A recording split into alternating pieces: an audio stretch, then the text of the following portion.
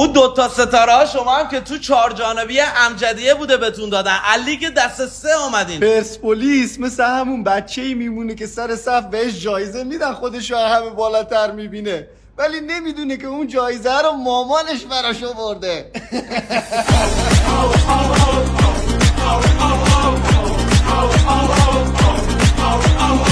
یادتون نیست که 6 تا خورده بودین، حالا واسه ما میگین از آسیا.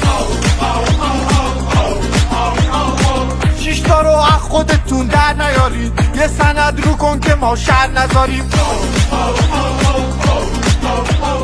سند چی رو کنم؟ خیابان خودش گفته من تو ورزشگاه بودم، خودش دیده که شما 6 تا خوردین. جواباشون یه مش نزنمت شبی برو من. ما 5 سال پشت سر هم جام آوردیم، شما چه کار کردید؟ بابا مسعود که باشه شانس میاد، 5 سال پشت سر هم هی جام میاد. کیسه کشا لونگیا 6 تایا چتونه شبی خروج جنگی کافر رو ریختیم به هم. بابا خروج جنگی چیه؟ ما رفیقیم بابا، یه کلکل ریزی داریم. من نگاه کنم رفیقیم هم.